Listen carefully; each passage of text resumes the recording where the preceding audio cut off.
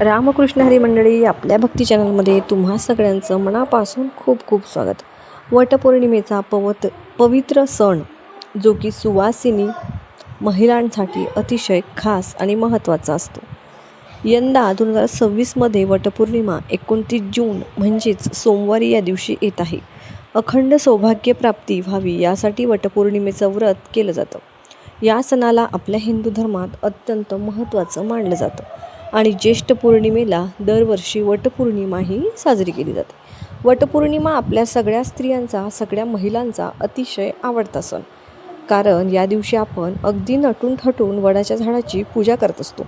तर वटपौर्णिमेच्या दिवशी सौभाग्यवती स्त्रियांनी या रंगाची जर साडी नेसली, ते 2 ते 3 रंग आहेत, त्या रंगाची जर तुम्ही साडी नेसून पूजा केली तर त्या पूजेचं दुप्पट फळ तुम्हाला मिळेल. हे जे रंग आहेत ते असे शुभ फळ देणारे आहेत.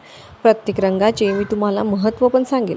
आणि बघा, ज्यासोबत काही शुभ रंग शुभ फळ देतात त्यासोबतच काही रंग जे आहेत 3 रंग आहेत, त्या 3 रंगाच्या साड्या नेसून तुम्ही पूजा केली तर त्या पूजेचं आपल्याला फळ मिळणार नाही, कारण ते अशुभ रंग मानले जातात.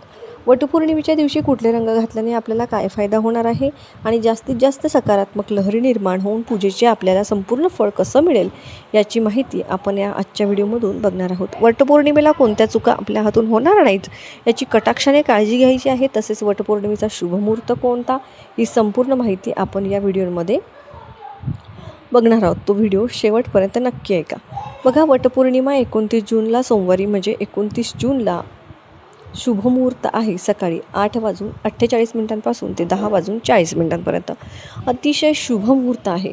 आणि म्हणून शक्य असेल तर याच शुभमुहूर्तावरती पूजा करण्याचा जास्तीत जास्त प्रयत्न करा. जर या वेळेमध्ये नाही शक्य झाले तर या दिवशीची राहुकाळ सोडून तुम्ही दिवसभरामध्ये कधीही पूजा करू शकता. परंतु ज्योतिषशास्त्रानुसार आपण कोणतीही पूजा किंवा सेवा ही जर शुभमुहूर्तावर केली तर ते खूप जास्त पुण्यकारक मानलं जातं. म्हणून तुम्ही याच शुभमुहूर्तावरती पूजा करण्याचा प्रयत्न करा.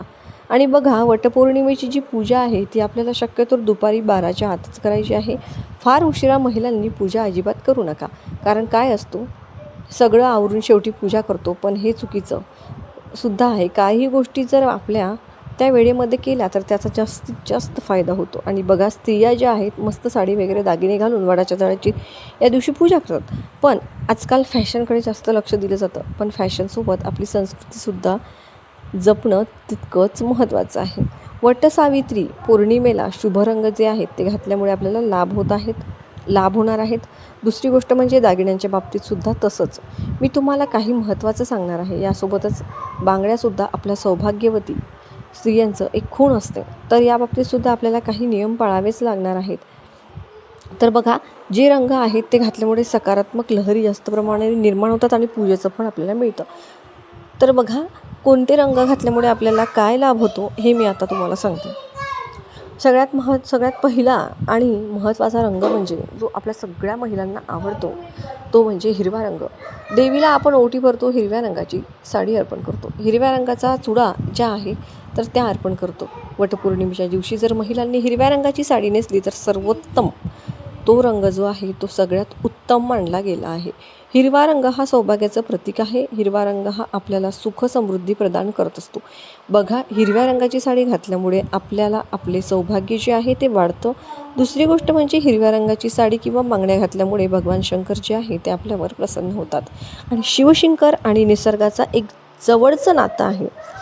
तर त्यामुळे आपल्याला श्रावण महिन्यामध्ये बघा, बऱ्याचशा महिला हिरव्या रंगाच्या बांगड्या, हिरव्या रंगाची साडीसुद्धा घालत असतात. तर यामुळे हिरव्या रंगाची साडी घातल्यामुळे आपल्या वैवाहिक जीवनामध्ये अडीअडचणी येत नाहीत. पती पत्नीमध्ये सौख्य राहतं. आणि आपण जर हिरव्या रंगाची साडी नेसून पूजा केली तर त्या पूजेचं संपूर्ण फळ जे आहे ते आपल्याला मिळतं. शक्यतो महिलांनी हिरव्याच रंगाची साडी नेसा, त्यांना त्याचा खूप फायदा होईल. दुसरा जो शुभ रंग आहे तो म्हणजे पिवळा रंग. आपल्या हिंदू धर्मात पिवळ्या रंगाला ज्ञान, पवित्रता, समृद्धी आणि मांगल्याचं प्रतीक मानलं गेलं आहे. आणि आपल्या हिंदू धर्मात पिवळ्या रंगाच्या कपड्यांना पितांबर म्हटलं जातं. कोणत्याही प्रकारच्या मांगलिक कार्यात पिवळा रंग हा आवर्जून वापरला जातो आणि म्हणून पूजेमध्ये सुद्धा पिवळा रंग हा शुभ मानला जातो. पिवळा रंग हा सूर्यदेव मंगळ आणि बृहस्पती यांच्यासारखा ग्रहाचे प्रतिनिधित्व करतो. आणि पिवळा रंग परिधान केल्याने आपल्या कुंडलीतील गुरुग्रह जो आहे हा सुद्धा बलवान होतो. त्याचबरोबर सौभाग्यातील दुसरी सर्वात महत्त्वाची गोष्ट म्हणजे हळद. जसे की आपण हळदी कुंकू म्हणतो आणि त्यातील हळद म्हणजे हळदीला जेवढे महत्त्व आहे आपल्या हिंदू धर्मामध्ये तेवढेच महत्त्व पिवळ्या रंगाला देखील आहे. खरंच तुम्ही शक्य झालं तर यंदा वटपौर्णिमेच्या दिवशी पिवळ्या रंगाची साडी अवश्य नेसा, कारण पौर्णिमेच्या दिवशीसुद्धा आपण भगवान विष्णू आणि माता लक्ष्मीचीच पूजा करतो आणि भगवान विष्णूंना पिवळा रंग हा अतिशय प्रिय आहे. आणि तर बघा, आपल्या सर्वांना माहीत आहे जिथे विष्णू असतात तिथे माता लक्ष्मीही असतेच. ती स्वतःहून येते, निवास करते आणि म्हणून तुम्ही यंदा पिवळ्या रंगाची साडी नेसून वटवृक्षाची पूजा नक्की करा. यामुळे तुम्हाला भगवान विष्णू आणि माता लक्ष्मी या दोघांचाही आशीर्वाद हा प्राप्त होईल. त्याचबरोबर पुढचा रंग आहे तो म्हणजे लाल रंग. जर तुमच्याकडे लाल रंगाची साडी असेल तर तीसुद्धा तुम्ही नेसू शकता, कारण आपल्या हिंदू धर्मशास्त्रामध्ये लाल रंग हा सुद्धा खूप शुभ मानला जातो. आपण रोज देवपूजा करताना किंवा इतर वेळी जी काही पूजा मांडतो त्यासाठी लाल रंगाचं वस्त्र वापरतो, कारण सर्व देवांना लाल रंग हा खूप जास्त प्रिय आहे. त्यातल्या त्यात माता लक्ष्मीला लाल रंग हा अतिशय प्रिय आहे. या दिवशी तुम्ही लाल रंगाचं वस्त्र हे नक्कीच परिधान करू शकता. तसेच सौभाग्यामधील एक महत्त्वाची गोष्ट म्हणजे कुंकू हे देखील लाल रंगाचंच असतं. लाल रंग हा उत्साह, सौभाग्य, उमंग आणि धैर्य आणि नवीन जीवनाचे प्रतीक मानला जातो. लाल रंग हा संपत्तीची देवी लक्ष्मी आणि शक्तीची देवता माता दुर्गा यांनासुद्धा अतिशय प्रिय आहे. म्हणून तुम्ही यंदा वटपौर्णिमेला लाल रंगाची साडी देखील परिधान करू शकता. त्याचबरोबर पुढचा रंग आहे तो म्हणजे केसरी रंग. केसरी रंग हा बघा, सूर्योदय आणि सूर्यास्ताचा रंग आहे. केसरी रंग त्याग, ज्ञान, शुद्धता आणि सेवेचं प्रतीक आहे आणि आपल्या हिंदू धर्मात हा रंग यज्ञ आणि अग्नीच्या ज्वालांसारखा प्रकाशमान मानला जातो, जो अज्ञानाचा अंधकार दूर करून सकारात्मकतेचा संचार करतो. छत्रपती शिवाजी महाराजांच्या सेनेचा ध्वज, रामकृष्ण आणि अर्जुन यांच्या रथाचे ध्वज केशरी रंगाचे होते, कारण केशरी रंग शौर्य, बलिदान याचे प्रतीक देखील आहे. तसेच केशरी रंग दैवी शक्तीचं प्रतिनिधित्व करतो. या रंगातून आपल्याला एक सकारात्मक ऊर्जा प्रवाहित होते, त्यामुळे केसरी रंगाची साडी घातल्याने सुद्धा एक नवीन प्रकारची ऊर्जा मिळते आणि म्हणून तुम्ही केसरी रंगाची साडीसुद्धा या वटपौर्णिमेला नेसू शकता.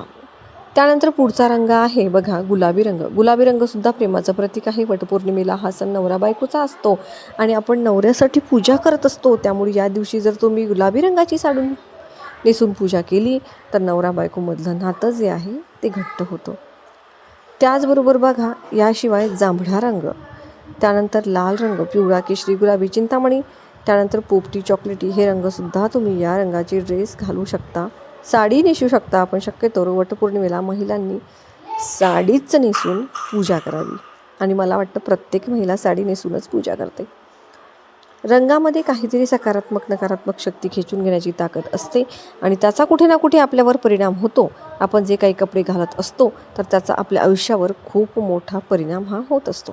जर त्यामुळे नक्कीच तुम्ही हे रंग जे मी तुम्हाला सांगितले त्याचे महत्त्वसुद्धा सांगितले, त्यामुळे जमलं तर हिरव्या रंगाची साडी घाला, नाही जमलं तर आत्तापर्यंत जे काही मी तुम्हाला शुभ रंग सांगितले त्यापैकी कुठल्याही रंगाची साडी तुम्ही वटपौर्णिमेला घालू शकता. आता कोणत्या रंगाच्या साड्या ज्या आहेत त्या सवासनी महिलांनी घालायच्या नाही आहेत पूजा करताना.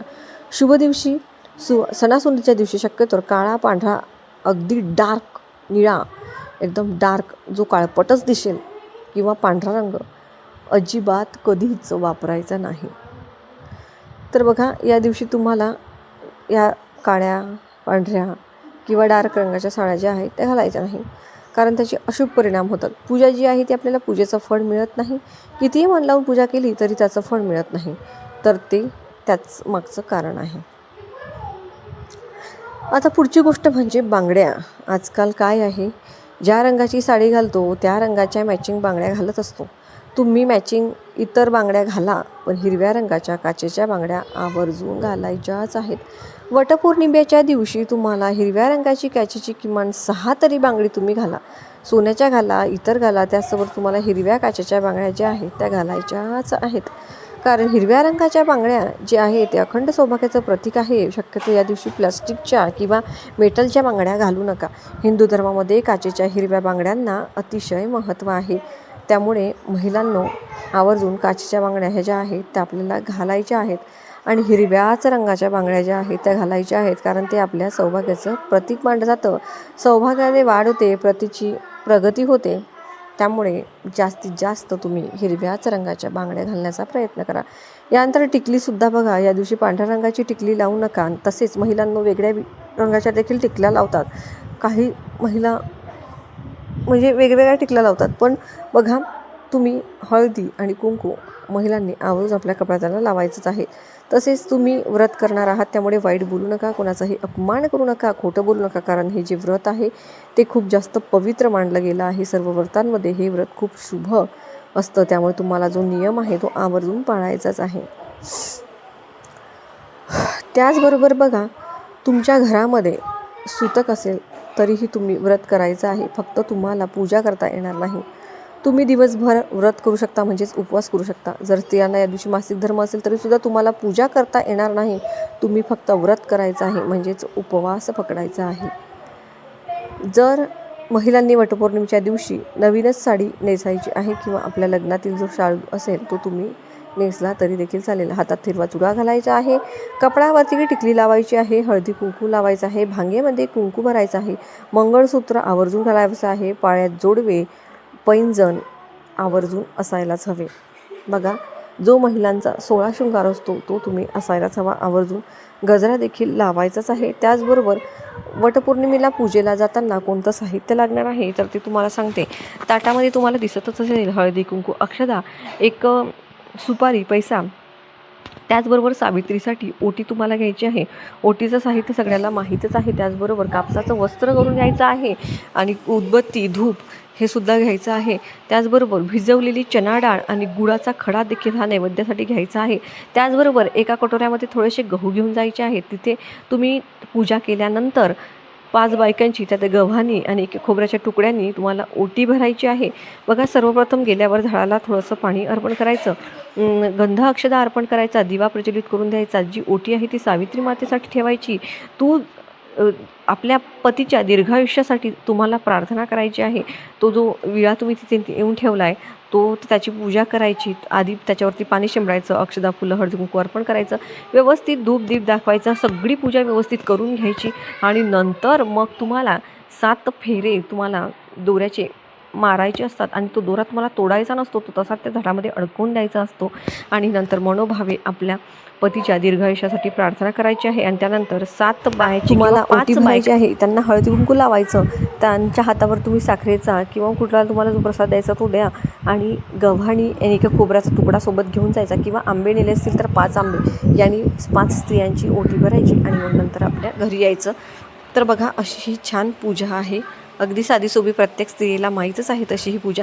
त्याचबरोबर आमच्याकडे 7 प्रकारची धान्य नेण्याची पद्धत आहे. तुमच्याकडे असेल तर तुम्ही आवर्जून न्या, नसेल तर हरकत नाही. जे तुम्हाला मी साहित्य सांगितलं, जे तुम्हाला चित्रामध्ये दिसतं ते साहित्य तुम्ही घेऊन जायचं आहे. व्हिडिओ जर तुम्हाला आवडला, महत्त्वपूर्ण वाटला तर व्हिडिओला लाईक आवर्जून करा.